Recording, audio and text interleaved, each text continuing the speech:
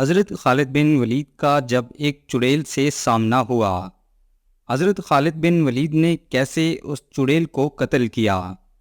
ناظرین، عربوں کے متعلق یہ بات تو سبھی جانتے ہیں کہ قبل از اسلام زمانہ جاہلیت میں عرب بتوں کو اپنا خدا سمجھتے تھے اور ان کی پوجا کرتے تھے۔ اس وقت ان کے 3 بڑے بت تھے جس کو وہ دیوتاؤں کا سردار مانتے تھے، جن کا نام لات، منات اور عزا تھے۔ مکہ اور طائف کے درمیانی راستہ میں وادی نخلا ہے، اسی وادی میں عزر کا مندر تھا۔ وادی نخلا وہی جگہ ہے جہاں نبی کریم صلی اللہ علیہ وآلہ وسلم کی ملاقات جنات کے ایک گروہ سے ہوئی، اور جنات کے اس گروہ نے آپ صلی اللہ علیہ وآلہ وسلم کی دعوت پر اسلام قبول کیا۔ قریش اور دوسرے قبائل وادی نخلا میں مذہبی رسومات پوری کرنے کے لیے آتے تھے۔ اسی عزا دیوی کے مندر میں تمام لوگ عزا دیوی کے لیے جانوروں کی قربانی بھی کرتے تھے۔ باقی تمام بتوں کی نسبت عزا کی زیادہ پوجا کی جاتی تھی۔ اگرچہ اس زمانے میں بتوں کے مندر عرب کے دور دراز علاقوں میں تھے، لیکن ان بتوں کے نام والے بت خانہ کعبہ میں بھی رکھے گئے تھے۔ روایات سے پتہ چلتا ہے کہ عزا دیوی ایک شیطان چڑیل تھی اور اس کی رہائش وادی نخلا میں پائے جانے والے ایک پرانے درخت پر تھی۔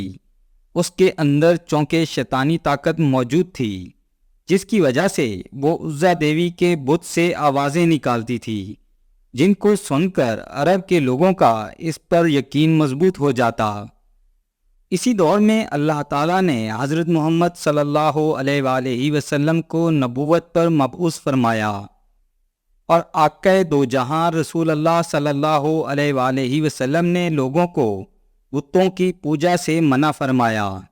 کفار مکہ کو یہ بات اچھی نہ لگی اور انہوں نے آپ صلی اللہ علیہ وآلہ وسلم کی ہر بات کی تردید کی۔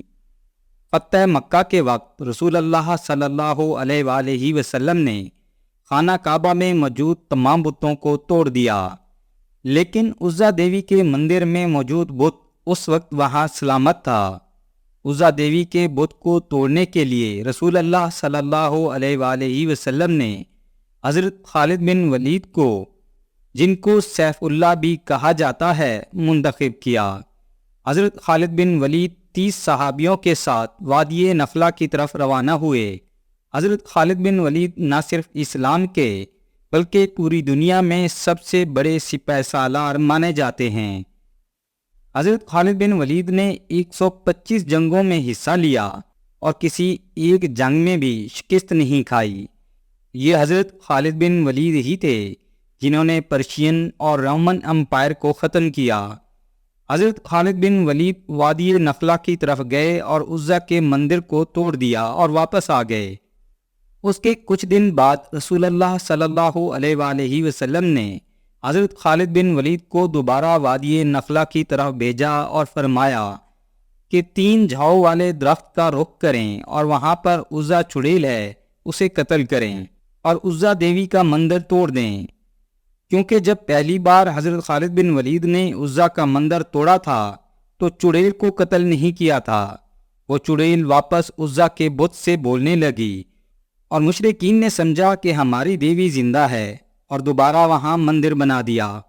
تو حضرت خالد بن ولید وادی نخلا گئے اور اس درخت کے پاس گئے تو دیکھا ایک کبھی صورت شیطان عورت وہاں کھڑی ہے، جس نے برہنہ حالت میں اپنے بال پھیلا رکھے ہیں، اور اس عورت کے پیچھے عزا دیوی کے مندر کا محافظ چلا آ رہا ہے۔ اس کا نام دیبا بن سلمہ تھا۔ جب دیبا نے حضرت خالد بن ولید کو دیکھا تو اس چڑیل سے کہنے لگا، اے عزا، خالد پر زور سے حملہ کرو اور پیچھے نہ ہٹو، اوڑھنی اتار ڈالو، کیونکہ اگر آج تم نے خالد کو قتل نہ کیا تو ذلت کی مستحق ہو جاؤ گی۔ یہ سن کر حضرت خالد بن ولید نے کہا، اے عزا، میں تیرا انکار کرتا ہوں، تجھے پاک نہیں مانتا، میں دیکھ رہا ہوں کہ اللہ نے تجھے ذلیل کر دیا ہے۔ یہ کہہ کر حضرت خالد بن ولید نے عزا پر حملہ کر دیا اور اپنی تلوار سے اس کے سر پر وار کیا۔ اس چڑیل سے لڑائی کی اور اسے قتل کر دیا اور پھر جلا دیا، اور اس درخت کو بھی کاٹ ڈالا، اور مندر کے محافظ دیبا کو بھی قتل کر دیا اور مندر کو تباہ کر دیا، اور اس برائی کو ہمیشہ ہمیشہ کے لیے جڑ سے اکھاڑ پھینکا۔ اس کے بعد جب حضرت خالد بن ولید رسول اللہ صلی اللہ علیہ وآلہ وسلم کے خدمت میں حاضر ہوئے اور یہ سارا واقعہ بیان کیا تو آپ صلی اللہ علیہ وآلہ وسلم نے فرمایا، یہ چڑیل عزا تھی، آئندہ عربوں میں کوئی عزا نہ ہوگی اور نہ اس کی عبادت کی جائے گی۔ بے شک حضرت خالد بن ولید اللہ کی تلوار تھے، انسان تو کیا چڑیل بھی ان کا مقابلہ نہ کر سکی۔ حضرت خالد بن ولید کی بہادری اور اس چڑیل سے جنگ کے بارے میں کمنٹ ضرور کیجیے۔ امید ہے ویڈیو پسند آئی ہوگی، کمنٹ ضرور کریں۔ مزید اسلامی ویڈیوز کے لیے چینل کو سبسکرائب کر لیں۔ شکریہ۔